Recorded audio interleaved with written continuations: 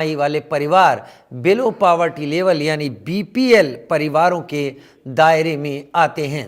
नवंबर 2024 में बीपीएल परिवारों की आबादी 1,98,00,000 हो गई थी, जो अपने आप में एक बड़ी संख्या थी हरियाणा की आबादी की तुलना में। जो हरियाणा में वहीं बीपीएल परिवार केंद्र सरकार की योजना से मुफ्त में राशन लेते हैं। जितने भी बिलो पॉवर्टी लेवल में आते हैं, 1,80,000 सालाना से नीचे कमाने वाले लोग, एक महीने में 23,000 परिवार बीपीएल यानी बिलो पॉवर्टी लेवल से बाहर कर दिए गए हैं।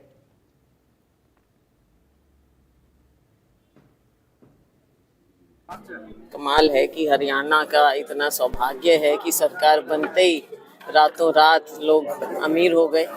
तो हम यही कह रहे हैं कि डेटा पूरा निकालिए, सही निकालिए। और जैसे सोनिया जी ने भी संसद में कहा, अगर आप सेंसस ही नहीं करेंगे तो हमको असली आंकड़े ही नहीं मिलेंगे। आज पता ही नहीं है देश में क्या हो रहा है। सरकार कभी कोई आंकड़े निकाल देती है, कभी कोई निकाल देती है। ये पिक एंड चूज की बात नहीं चलनी चाहिए।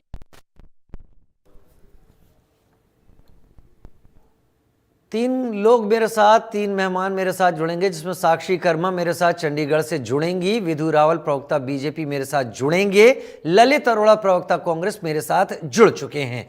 ललित जी, बहुत स्वागत है आपका इंडिया न्यूज हरियाणा में। सरकार के ये जो आंकड़े हैं, कांग्रेस इन्हें किस तरीके से ले रही है? देखिए, 2024 के पहले 10 महीनों में कोई 50 लाख या उससे भी ज्यादा लोग बीपीएल में जोड़े गए क्रिड में सिस्टम से। मेरा ये कहना है कि इसके 2 पक्ष हैं। एक पक्ष तो ये है कि जो हरियाणा में लोग 1,80,000 या उससे नीचे वाले लोग हैं, उनकी संख्या काफी है और वो 70% हरियाणा की आबादी का है। अगर मैं इसको, हालांकि ये कभी भी आंकड़े सही नहीं हो सकते, आंकड़ों में हमेशा फिगर में, इनकम में लोग कंसील करते हैं या लोअर साइड में ले जाते हैं या कुछ भी करें वो उसका फायदा लेने के लिए, लेकिन वो होते तो गरीब लोग ही है ना। वो एक 85 वाला एक 80 पे आ ही जाएगा, क्योंकि इसकी कोई रिटर्न तो भरी नहीं जाती। लेकिन मैं आपको एक जो इसका निराशाजनक पहलू है उसकी तरफ ध्यान दिलवाना चाहता हूं कि जितने अमीर लोग हैं हरियाणा में, मान लो, या फॉर दैट मैटर इंडिया में, उनके ऊपर टैक्सेशन सबसे कम है। आप इस बात से एग्री करेंगे। भारत में संपत्ति में, आय में असमानता बढ़ती जा रही है। 1980 में शीर्ष 1% लोगों के पास कुल संपत्ति का 12.5% था। आज 1% लोगों के पास कुल संपत्ति का 40% से ज्यादा हो गया है। मीनिंग देयर भाई कि उसमें से काफी परसेंटेज हरियाणा में भी लोगों की होगी जो अरबपति होंगे। और आप मेरी बात से इत्तेफाक रखेंगे कि 10% लोगों के पास देश की कुल आय का 57% है, जबकि निचले 50% के पास सिर्फ 13% है। तो जो निचला तबका 50% है, जिसके पास 13% का मतलब आय है या संपत्ति है, तो वो उसमें सबसे ज्यादा जनसंख्या है। तो ऊपर की आबादी में जो है उनके पास में धन ज्यादा है परसेंटेज वाइज। तो ये असमानता कारण ये भी हो सकता है कि हरियाणा के अरबपतियों को अगर मिला लेते हैं तो पर कैपिटा तो बढ़ जाती है, लेकिन वो जो उनका एक्चुअल इनकम जो है गरीब तबके का, वो 70% का उतना ही रहा है। तो ये फर्क है कि अरबपतियों की संख्या एक तो ज्यादा हो सकती है। आप देखिए, हमारे देश में 271 पिछले साल अरबपति थे, बड़े हैं। हमारी 70% आबादी स्वास्थ्य सेवाओं से वंचित है। 63 मिलियन जो है स्वास्थ्य आहार ही नहीं मिलता उनको, और 63 मिलियन लोग अभी भी उनको स्वास्थ्य सुविधाएं नहीं मिलती हैं। तो अब ये जो असमानता है, इस असमानता ने गरीबी रेखा की आय व्याख्या को एक किस्म से बेमायनी सा कर दिया है, इन द सेंस के आप एवरेज क्या निकाल रहे हो, अरबपतियों की भी और आम जनता की भी। मेरा ख्याल है कि ये इस वजह से हमारी आय ज्यादा दिखती है, लेकिन हमारे पास जो चलिए, मैं अपने संवाददाता का भी रुख कर लेता हूं। मेरे संवाददाता साहिल रुखाया इस वक्त चंडीगढ़ से मेरे साथ लाइव जुड़ गए हैं। साहिल, सरकार ने ये जो आंकड़े सामने रखे हैं कि 23,000 परिवार अब बीपीएल से बाहर निकल गए हैं, हालांकि अभी भी जो संख्या पुराने आंकड़ों से नवंबर 2024 के आंकड़ों से अभी देखी जाए वो अपने आप में बहुत बड़ी संख्या है, लेकिन सरकार ने ये आंकड़े किस तरीके से अचीव किए हैं ये भी बताइए, क्या जानकारी आपके पास है और अभी के वर्तमान आंकड़े क्या इशारा देते हैं? साहिल।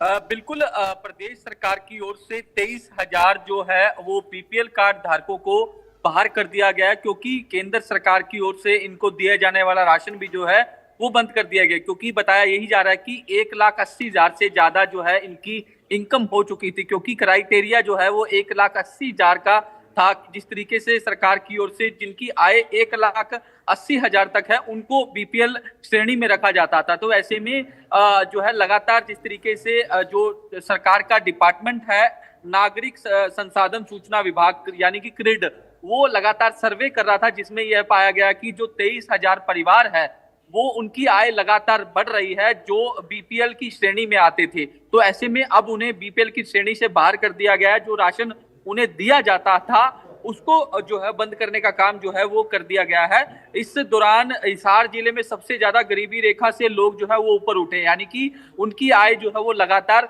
बढ़ रही है। और अगर 19 जिलों में जहां बीपीएल परिवारों की संख्या घटी है, वहीं करनाल और कुरुक्षेत्र पानीपत जिलों में 2632 बीपीएल परिवार जो है वो बढ़ गए हैं, यानी कि इनकी इनकम जो है वो 1,80,000 से कम होती जा रही है। यानी कि ये जो लोग हैं वो 2600 के लगभग ये बीपीएल की श्रेणी में जुड़ चुके हैं। तो कहीं ना कहीं सरकार की ओर से यह माना जा रहा है कि जो लोग थे गरीबी रेखा में वो उनकी इनकम बढ़ रही है, क्योंकि सरकार की ओर से नारा दिया गया था कि जो लोग जिनकी आय दुगनी करने की बात जो है वो की गई थी, तो उस पर जो है वो कहीं ना कहीं सरकार का ये एजेंडा जो है वो सफल हो रहा है। दूसरी बात ये है कि पिछले दिनों जो राज्यसभा सांसद रणदीप सिंह सुरजेवाला की ओर से एक ट्वीट किया गया था एक्स पर, जिसको लेकर उन्होंने सवाल उठाए थे कि हरियाणा की 80% आबादी जो है वो बीपीएल श्रेणी के अंदर शामिल हो चुकी है। तो ऐसे में उनकी ओर से सरकार पर सवाल उठाए गए थे कि लगातार लोगों की इनकम जो है वो घटती जा रही है, लोग जो है वो जो गरीबी रेखा में आते जा रहे हैं। सरकार की ओर से वादा किया गया था कि लोग उनकी आय जो है वो दुगनी की जाएगी, लेकिन जो आंकड़े जिस तरीके से उनकी ओर से दर्शाए गए थे और बताया गया था कि 80% आबादी जो है वो बीपीएल श्रेणी पे आ गई थी, तो ऐसे में सरकार पर सवाल उठाए गए थे। उसके बाद लगातार सर्वे जो है वो किया गया और उसके अंदर ये दर्शाया गया कि जो लोग थे, जिसमें मैंने जिक्र किया कि हिसार के अंदर जो लोग हैं उनकी इनकम जो है वो बढ़ी है, उन्हें गरीबी रेखा से जो है वो बाहर कर दिया गया। ऑल ओवर की बात की जाए तो 23,000 जो परिवार हैं उन्हें बीपीएल श्रेणी से बाहर कर दिया गया है। तो ऐसे में अब जो नया आंकड़ा जो है वो नागरिक संसाधन सूचना विभाग यानी कि क्रिड की ओर से जारी किया गया। प्रदेश में करीब 70% आबादी जो है वो गरीबी रेखा से नीचे जीवन यापन कर रही है, यानी कि पहले जो 80% थी, जो रणदीप सिंह सुरजेवाला जो कांग्रेस के सांसद है उनकी ओर से ट्वीट किया गया था, 80% आबादी बताई गई थी, अब 70% पे वो आ चुकी है। और प्रदेश में जो विगत 31 दिसंबर तक 52,916 बीपीएल परिवार थे, जो कि 31 जनवरी से घटकर 51 लाख जो है 78,000 जो है वो हो चुके हैं। तो पिछले एक महीने में हिसार में सबसे ज्यादा 10,000 अधिक परिवार जो है गरीबी रेखा से बाहर हो चुके हैं। और ठीक है, मैं विधु रावल जी का रुख करूंगा, मेरे साथ प्रवक्ता बीजेपी भी इस वक्त जुड़े हुए हैं। विधु जी, अगर अचीवमेंट की तरह से देखा जाए बड़ी बात है, कई परिवारों को आपने निकाला, उन परिवारों को इतने मौके दिए कि वो परिवार अपनी इनकम उस स्तर से ऊपर ले जा पाए जिसमें कहा जा सकता है कि अब वो परिवार बिलो पॉवर्टी लेवल में नहीं रहे। लेकिन ये अचीव कैसे हुआ? अभी ललित अरोड़ा जी से बात हो रही थी, आंकड़ों को लेकर उन्होंने कहा कि कई तरह की बाजीगरी भी होती है, कई बार जो लोग होते हैं वो कुछ चीज़ें स्पष्ट करते हैं, हकीकत वो नहीं होती जो आंकड़े बताते हैं। विधु रावल जी, जवाब आपका चाहिए। राजेश जी, मैं उम्मीद कर रहा हूँ मेरी आवाज ठीक ठाक आ रही है? एकदम साफ आ रही है। देखिए राजेश जी, ललित जी की पार्टी कांग्रेस पार्टी बहुत लंबे समय तक सत्ता में रही है, वो इस प्रकार से करते रहते होंगे, इसलिए ही यहाँ पर ऐसा कह रहे हैं कि आंकड़े जो हैं फज किए जाते हैं या मैन्युफैक्चर किए जाते हैं। देख रहा हूँ, ऐसा नहीं होता। जो सरकारी आंकड़े हैं उन पर पूरा देश विश्वास करता है, और बहुत सारे ये आंकड़े तो सदन के पटल पर रखे हुए हैं जहाँ पर प्रिविलेज भी लगाया जा सकता है। कांग्रेस पार्टी को चाहिए, अगर उनको इस प्रकार की कोई संशय है, कोई संदेह है, तो उन्हें जरूर जो है प्रिविलेज का भी जो है उपयोग करना चाहिए, लेकिन वो ऐसा नहीं करेंगे। ऐसा इसलिए नहीं करेंगे क्योंकि भारत के अंदर तो आंकड़ों के ऊपर ही आरोप लगा सकते हैं। विश्व बैंक ने अभी 2023 में रिपोर्ट जारी करके कहा था कि मल्टी डायमेंशनल पॉवर्टी यानी बहुआयामी जो गरीबी है, उसमें 25 करोड़ भारतीयों को 2014 से 2024 के बीच में जो है 2023 के बीच में सितंबर 2014 से लेकर दिसंबर 2023 के बीच में, यानी लगभग 9 साल के बीच में 25 करोड़ भारतीयों को मल्टी डायमेंशनल पॉवर्टी यानी बहुआयामी गरीबी से ऊपर उठाया गया है, यानी उनके जीवन में एक बड़ा सुधार आया है। ये विश्व बैंक की रिपोर्ट। अब विश्व बैंक में भी अगर देखिए, इनके तो सब जगह है, गांधी परिवार तो इसी तरह से विश्वास करता ना, वैश्विक परिवार था, हर जगह हाथ पैर रखते थे, जॉर्ज सोरोस के पास भी रखते थे, ओपन इंडिया फाउंडेशन के पास भी रखते थे, लेकिन वो आज की चर्चा नहीं है, लेकिन विश्व बैंक का है। दूसरा एक आंकड़ा और दे देता हूं, उसी विश्व बैंक ने कहा था कि पहली बार जब से हिंदुस्तान आजाद हुआ, पहली बार ऐसा हुआ कि जो एक्सट्रीम पॉवर्टी है, जो अत्यधिक जो गरीबी है, वो पहली बार हिंदुस्तान में 1% से कम हो गई, 0.79%। कांग्रेस के जमाने में जो 4% तक रहती थी, वो पहली बार हिंदुस्तान में 0.79%। ये विश्व बैंक के आंकड़े हैं।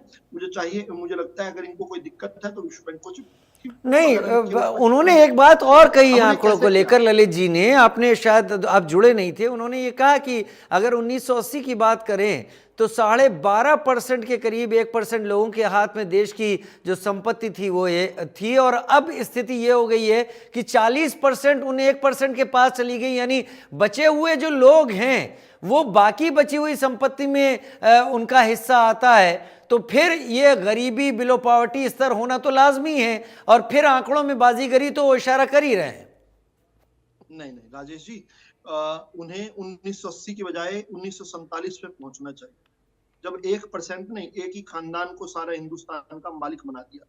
लेकिन खैर, मैं सीधा विषय पर आता हूँ। 1980 के बाद 1999 में एक ऐसे दवे कमेटी की रिपोर्ट आई थी, जिस रिपोर्ट पर बेस बहुत सारे जो है सोशल सिक्योरिटी पैरामीटर सेट किए गए थे। बहुत महत्वपूर्ण रिपोर्ट है, सभी को वैसे भी पढ़नी चाहिए, जिसको लेकर ओल्ड एज पेंशन वगैरह भी जो है उस पर भी नई नई चीजें आई थी। उस ऐसे दवे कमेटी की रिपोर्ट कहती है 1999 में, वो ये कहते हैं कि केवल 1% जनसंख्या भारत के पास 67% वेल्थ है, 67% वेल्थ 1999 में। और आज अगर मेरे मित्र जो हैं, अगर कांग्रेस पार्टी के साथी कह रहे हैं कि वो 67 से घटकर 40% तक रह गई है, तो इसको मैं जो है उनके द्वारा की गई अनुशंसा, प्रशंसा और सराहना मानता हूं कि ऐसे दवे कमेटी की रिपोर्ट तो 1999 में कहते हैं कि 1% के पास, केवल 1% जनसंख्या के पास भारत के संसाधनों के 67% जो वेल्थ है वो उनके पास कंसंट्रेटेड थी, वो घट के अब केवल 40% रह गई। खैर, जो चीज ये नहीं बता पाएंगे वो ये नहीं बता पाएंगे कि पिछले 10 साल में 1000 यूनिकॉर्न बने हैं। 1000 यूनिकॉर्न। यूनिकॉर्न कौन से होते हैं इनको पता होना चाहिए। यूनिकॉर्न किस श्रेणी में बोला जाता है। 1000 नए यूनिकॉर्न आए। किस प्रकार से 1,40,000 स्टार्टअप्स नए जो हैं इस्टेब्लिश हुए। इनके समय केवल 900 कुछ स्टार्टअप्स जो हैं चला करते थे जब हम 2014 में आए थे। इसके अलावा भी एक बड़ी महत्वपूर्ण बात मैं कहना चाहता हूं, जो आज की डिबेट से सबसे ज्यादा प्रासंगिक है, वो ये है कि जो हरियाणा जिसके संदर्भ में हम डिबेट कर रहे हैं, वो राजेश जी आपको सुनकर बहुत अच्छा लगेगा ये जानकर कि पूरे हिंदुस्तान में सारी जितनी भी स्टेट्स हैं वो 1,20,000 से अधिक आय वाले व्यक्ति को बीपीएल नहीं मानते। केवल हरियाणा ऐसी सरकार है, भाजपा की हरियाणा की सरकार, जिसने कहा नहीं, हम अपने नागरिकों को और सुविधा देना चाहते हैं। हम एकमात्र ऐसी सरकार है जो 1,80,000 तक के व्यक्ति को भी बीपीएल परिवार की सुविधाएं देते हैं। इसलिए जब इस प्रकार की ये आंकड़ों की बाजीगरी तो ये करते हैं, ये कहते हैं 70% बेरोजगार हो गए। एक और छोटा सा आंकड़ा अगर आपकी अनुमति देते तो छोटा सा आंकड़ा बिल्कुल दे देता हूं मैं।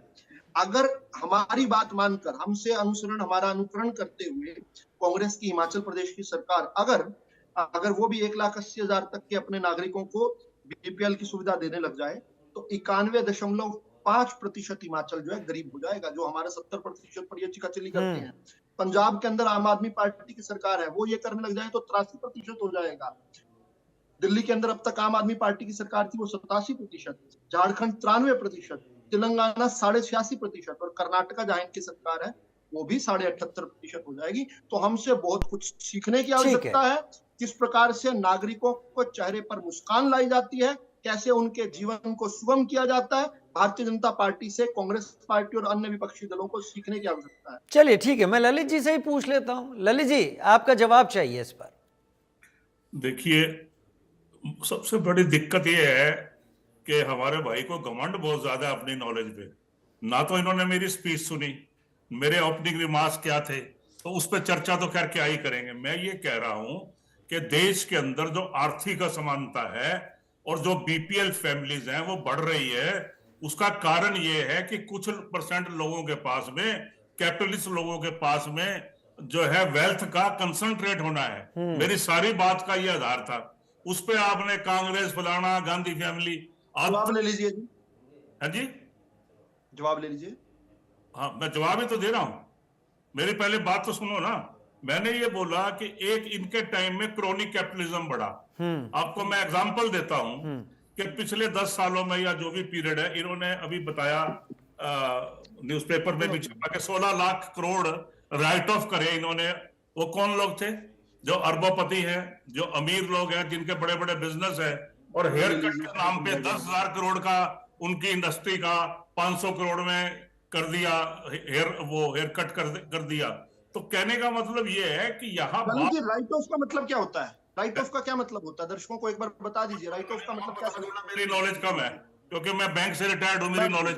मुझे अनुमति दीजिएगा, मैं बता दूंगा राइट ऑफ क्या होता है। ये क्या करते हैं, सिंडिकेट बैंक मिल जाते हैं और ये किसी को बिडर को आने नहीं देते, तो ये उसकी वैल्यूएशन इतनी कम कर देते हैं कि जी इससे ऊपर तो बिडर नहीं आया, और बाकी सारा पैसा बैंकों को अपने बट्टे खाते में डालना पड़ता है। और ये सबको बच्चे को पता है। मेरे से क्या पूछ रहे हो आप? मैं ये कहना चाह रहा हूँ, जिसको सुनिए ध्यान से। पता है लेकिन कांग्रेस को नहीं पता। अच्छा ठीक है, दिक्कत यही है, आप ही को सब कुछ पता है। मैं तो पहले ही कहा था पीछे, तो पता है लेकिन कांग्रेस पार्टी को नहीं पता राइट ऑफ और वेव ऑफ में अंतर क्या होता है। आपको बीच में बोलने की आदत है। चलिए मुझे बताने दीजिए एक बार। नहीं विदु जी, मैं आपकी रिक्वेस्ट कर रहा हूं। आपको मैंने एट लेंथ बोलने के लिए दिया है, आप हर बात पर रोक नहीं सकते। उनको सुनिए, अगर आप सुनेंगे तो मेरा अंदाजा है कि आपको तर्क और बेहतर समझ में आएंगे। ललित जी अपनी बात पूरी करें। समय दीजिएगा कि मैं इसको ललित जी अपनी बात पूरी करें। इंडिया ने अपने एक प्रकाशित लेख में लिखा कि क्रोनिक कैपिटल इंडेक्स 2021 में भारत 7वें स्थान पर था, और घरेलू उत्पाद का क्रोनिक कैपिटल की संपत्ति जो थी कैपिटलिज्म की 8% थी। आंकड़े ये कहते हैं, इसका मतलब कि अमीर लोग और बहुत अमीर हो गए और गरीब हो गए। तो ये जो बिलो पॉवर्टी लाइन में संख्या बढ़ रही है, और अभी तो इन्होंने 75 लाख बढ़ा दिए 2022 के बाद में, उसमें मैं ये कहना चाहता हूं कि या तो वो वाकई वंचित वर्ग है और उनकी सहायता की जाए, फिर तो आप उसको 2 लाख भी कर सकते हैं, क्योंकि 15,000 पर मंथ में कुछ नहीं होता। अब जो लोग अमीर हो गए उन पे आप टैक्सेशन की बात करें कि 2%, 2.5% टैक्स उनकी कैपिटल पे लगा दो, तो ये हम इनको काफी हद तक टेक दे सकते हैं। मैं बोल रहा हूं भाई, आप बीच में क्यों बोल रहे हो? दूसरी बात यह कि जो कराधान नीतियां हैं वो प्रतिगामी है, जो सामाजिक सुरक्षा की असमानता को बढ़ाती हैं, तो थोड़ा सा उनको ठीक करने की जरूरत है। मैं तो लास्ट मेरा ये है कि जो हमारे शीर्ष भारतीय है, ऑक्सफैम का भी कहना है कि इन पे आप 2% टैक्स लगा दो तो हम लोग से 150 मिलियन बच्चों को स्कूली शिक्षा फ्री दे सकते हैं। तो मेरा कहना यह है कि जो ये आर्थिक असमानता है, जहां कुछ लोग अमीर हैं और ज्यादातर लोग गरीब हैं, वहां पे अमीरों पे प्रोग्रेसिव टैक्सेशन की आवश्यकता है। आप मानते हैं ललित जी कि ये 23,000 परिवार गरीबी रेखा से बाहर हुए हैं, या आपको ये लगता है ये आंकड़ों की बाजीगरी है?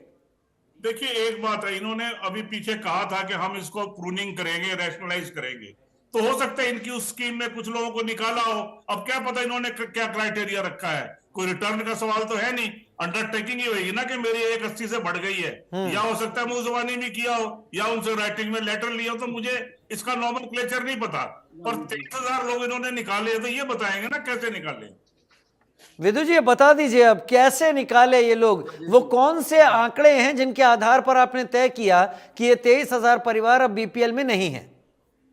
मैं उम्मीद करूंगा। इसके साथ साथ मुझे इसका भी आप अवसर देंगे कि मैं पहले वाला जो झूठ है, जो राइट ऑफ और वेव ऑफ के बीच का जो कंफ्यूजन क्रिएट करते हैं, उसको भी दूर करने का आप अवसर दें, क्योंकि आपने उस समय मुझे रोक दिया था। नहीं, मैंने आपको रोका नहीं था। मैं स्पष्ट कर दूं दर्शकों को कि मैंने आप दोनों को समय दिया, आप लगातार टोकते रहे ललित अरोड़ा जी को।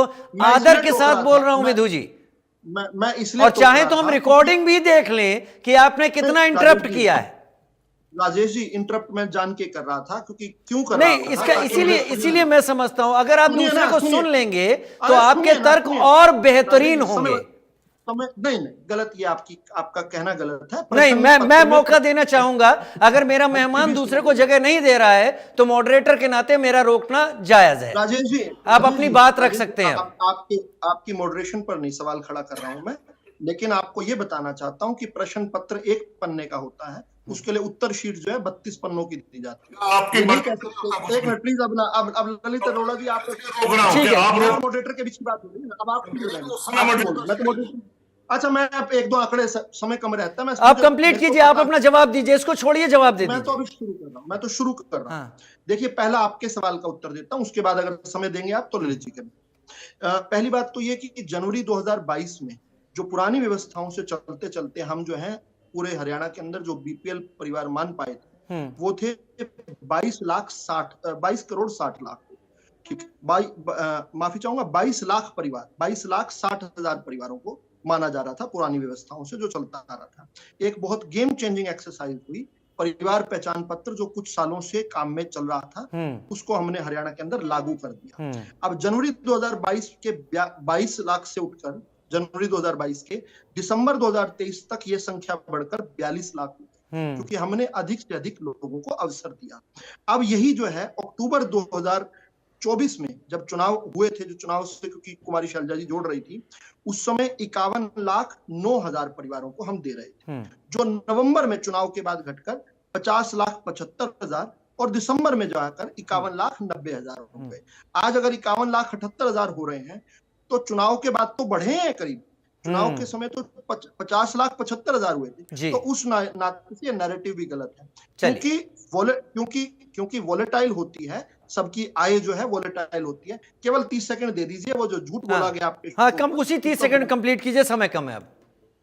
देखिए, बहुत हमारे दर्शकों को चाहिए कि पता करें, राइट ऑफ जो ये कहते हैं सोनिया गांधी, राहुल गांधी से लेकर ललित अरोड़ा जी तक, ये एक भ्रम फैलाते हैं। राइट ऑफ किसी व्यक्ति का नहीं होता, राइट ऑफ बैंक का होता है, वेव ऑफ होता है अगर किसी व्यक्ति का हो। कोई 1 रुपया किसी उद्योगपति का अगर वेव ऑफ किया गया हो तो विधु रावल को अकाउंटेबल बनाइए। मैं दावा करता हूं 1 रुपया किसी उद्योगपति का इस हमारी सरकार में वेव ऑफ नहीं हुआ। राइट ऑफ करना इसलिए जरूरी है ताकि नए व्यक्ति को लोन दिया जाए। राइट ऑफ करने के बाद ही जो डिफॉल्टर है उस पर क्रिमिनल चार्जेस लग सकते हैं और उस पर क्रिमिनल कार्रवाई हो सकती है। असल में क्रॉनिक कैपिटलिज्म, जिसका कई बार इन्होंने शब्द का उपयोग किया, उसके अंदर बैंकों की जो दर थी वो 13.6% थी 2012 में, जो अब घटकर केवल 4% रह गई है। तो आपके समय क्रॉनिक कैपिटलिज्म होता था। मैं तो बता रहा हूं कि हमने 1000 से अधिक यूनिकॉर्न बना दिए। मुझे लगता है विधु जी, आपने बहुत स्पष्टता के साथ अपनी बात रख दी। आपने उन शब्दों को भी हमारे दर्शकों को समझा दिया